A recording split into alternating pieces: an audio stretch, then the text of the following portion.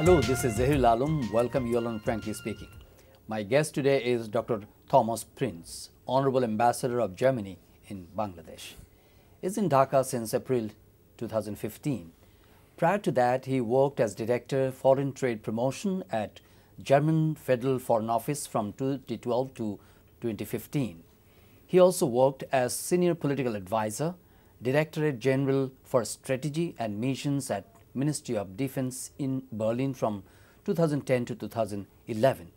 His career took him to different German diplomatic missions in with different capacities ranging from Canberra, Shanghai, Tokyo, Kabul and to Jakarta. We welcome Ambassador Dr. Thomas Prince on Frankly Speaking. Welcome, Ambassador. Thank you very much for having me here. Yeah, it's my honor to have you on my show. We know that Bangladesh attaches very high importance on the relations with Germany. And we have very brisk, very friendly, very warm relations. And for Bangladesh, Germany, the second largest export destination. So how you describe or define the warmth of the relations between the two countries? Well, we enjoy a long and friendly relationship dating back to the days of the independence of Bangladesh.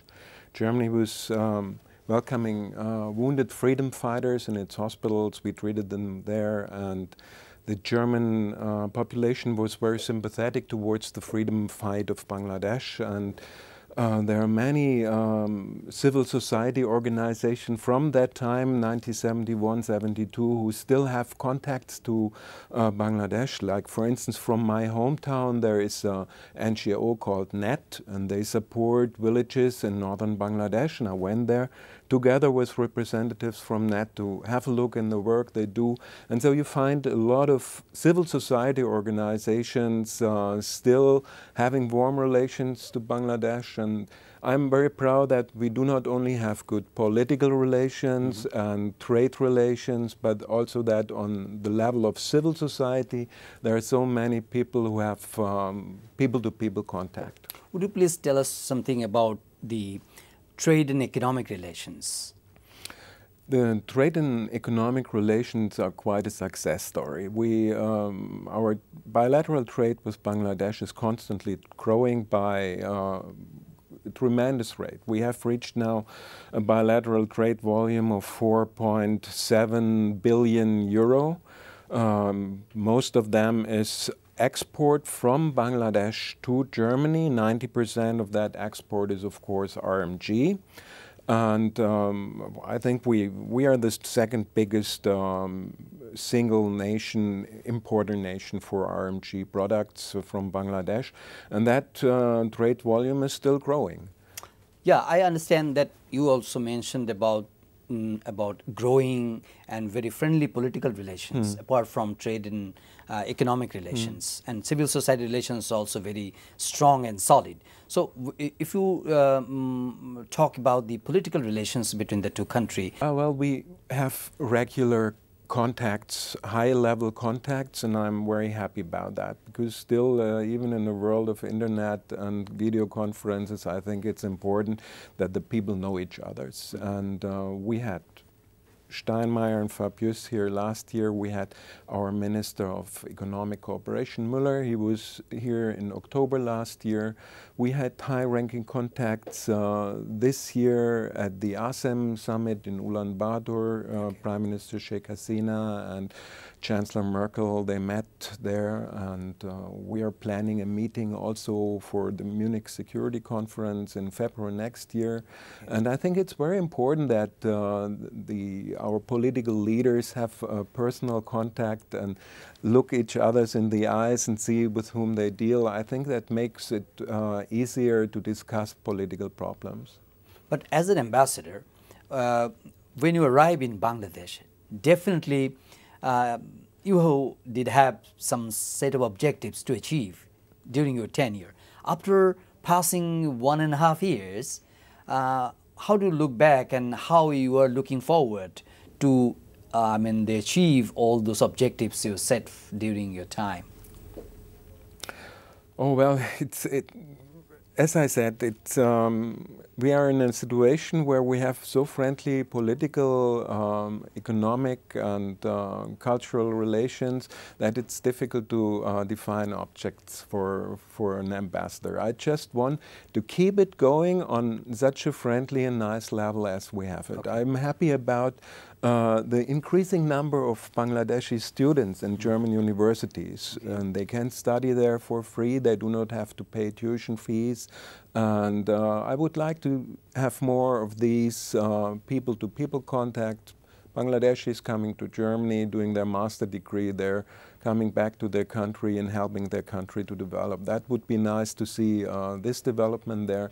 Do you see any prospect of attracting the German investor, potential investor, to invite or to allure or to incentivize them to come to Bangladesh with more vigor and more interest?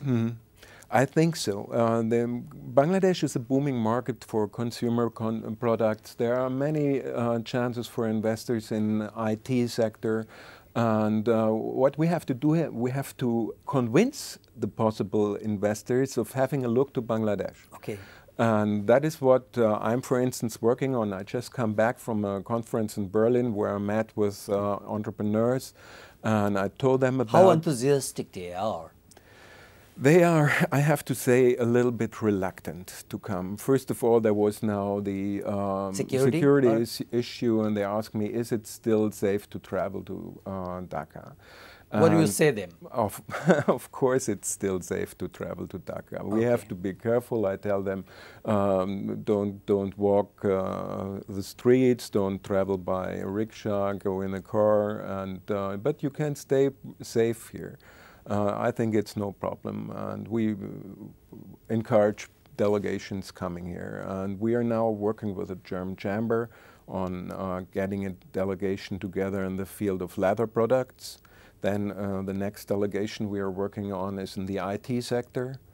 And attracting these people here with the help of the Bangladeshi government, we hope that we can create some new investment here in Bangladesh. And personally, are you or do they fully convinced that the initiatives Bangladesh authorities have been taking, the law enforcement agencies have been taking to fight and to improve the security situations, that have made remarkable progress in Bangladesh and alleviate the concern about the security?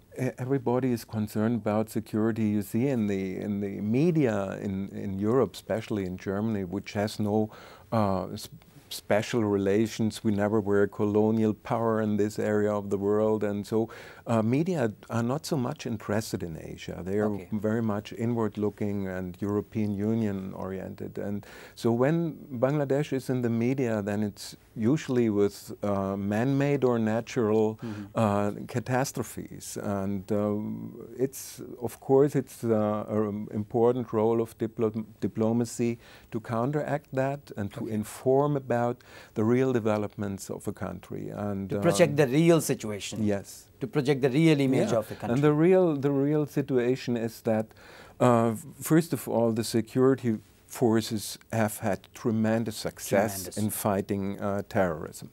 You never can eradicate this problem 100%, but the capabilities of these terrorists to launch attacks like the Holy Bakery, they have tremendously declined. Dr. Thomas Prince, we were talking about countering violent extremism. But extremist violence is a common threat and common challenge for both the countries, even Germany and Bangladesh. And it's a global phenomenon. Recently we experienced, and in Munich, in different cities in Germany as well, you experienced some terror attack, some extremist attack. So do you think that the level of degree of cooperation between the countries, especially Germany and Bangladesh, who can collectively, who can jointly stand against violent extremism? And is there any collaborations between the European Union or with Germany? Between the European Union and Bangladesh, I think there is cooperation in that field. Some of the European countries have offered assistance and cooperation to Bangladesh, and as far as I know, the security forces are also cooperating with European security forces. I think it's a worldwide threat, and we have to cooperate. The terrorists are organized internationally, and it's time for the governments also to organize on an international level to fight that threat.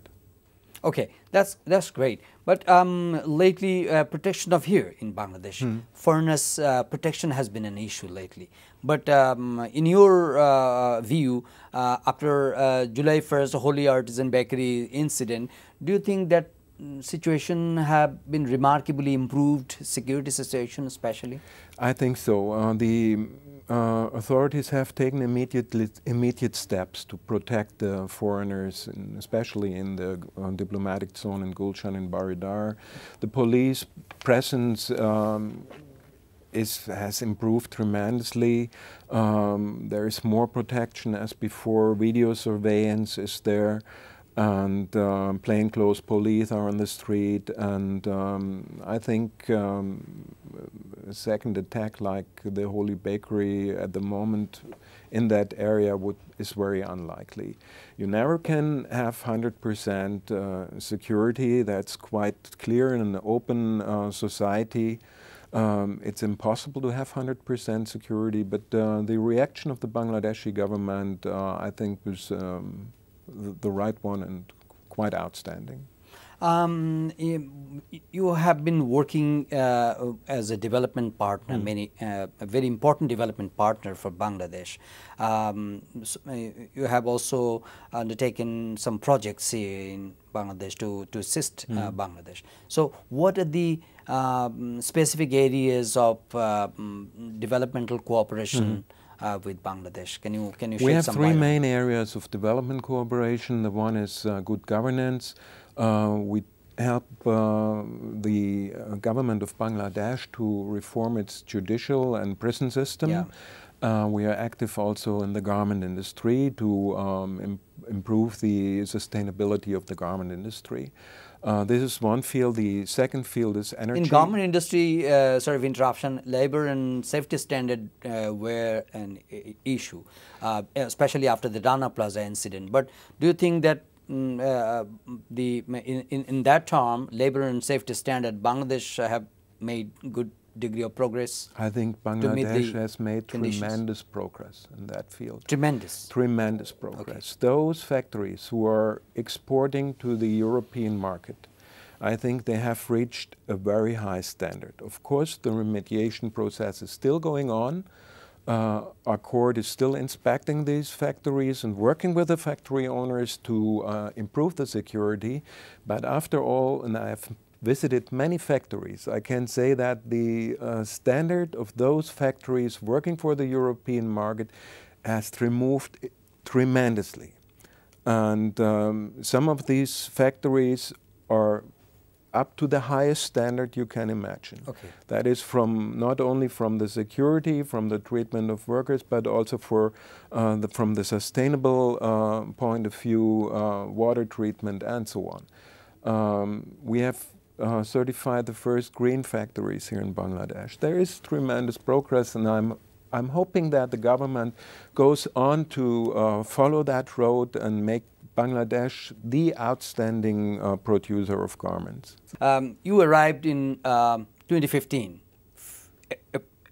April 2015. Actually in February 2015, but handing over my credentials was then a little bit later. A little bit later. But after your arrival, you definitely had experienced some politically confrontational situations, some turbulence, some terror incidents, some violence, political violence.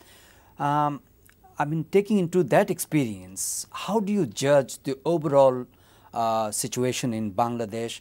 And if you have any optimism about improving the situation for the next general elections, which is scheduled in 2019? Well, first of all, I'm happy that this violence, this street violence with the petrol bombs and so has stopped. I have been to Dhaka Medical College and the burn unit there. Soon after your arrival? Soon after my arrival, and we have some support from German medical institutions for the burn unit here. Yeah. And So it was shocking, really shocking to see that. These victims of these petrol bombs, totally unnecessarily and wounded and innocent people. I'm happy that these fights are over and that the political process is not violent anymore, or less violent, let's say. About the upcoming elections in 2019, I cannot foresee how they will be organized. I hope that the government now takes a good decision by choosing a new election commissioner. Yes, and yeah. the new election commission, I think this is of utmost importance. It should be an independent commission, and it should be independent personnel in this commission, and they have to organize then the elections, and if there is a political will to have free and fair elections, it's possible to organize it. Okay, so how critically important is, you mentioned that we have political relations, we have business and economic relations, we have civil society relations, people to people contacts is growing, improving significantly. So when we are facing some real life challenges in many countries, definitely Bangladesh is not out of that purview. So how critically important is the institutions like civil society, the press and media, and the judiciary, how, in your view, how important these are to maintain a harmonious, peaceful, strong democratic society?